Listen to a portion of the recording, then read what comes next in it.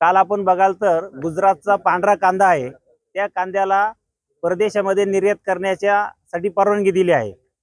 19 August 2023 पासून पहिल्या कांद्याला 40% निर्यात शुल्क, त्या पाठोपाठ कांद्यावरती $800 किमान निर्यात मूल्य आणि आता 7 डिसेंबर पासून जी कांदा निर्यात बंदी 31 मार्च 2024 पर्यंत होती, ही निर्यात बंदी कुठल्याही प्रकारे न हटवता वेगवेगळ्या देशांना काही कोटा पद्धतीने कांदा निर्यातीचं जे काही सरकारचं धोरण आहे, त्यामुळे संपूर्ण महाराष्ट्रामध्ये ऐन लोकसभा निवडणुकीच्या या धामधुमीत शेतकऱ्यांमध्ये कांदा उत्पादकांमध्ये प्रचंड संतापाची भावना आहे। आणि अशा परिस्थितीमध्ये काल गुजरातमधून 2000 मेट्रिक टन कांदा, पांढरा कांदा हा परदेशात निर्यात करण्याची परवानगी दिली आहे। या संपूर्ण प्रकाराला आळा घालून केंद्र सरकारने तात्काळ संपूर्ण निर्यात खुली करावी अशी मागणी महाराष्ट्रातल्या सर्व कांदा उत्पादक शेतकऱ्यांमधून होत आहे।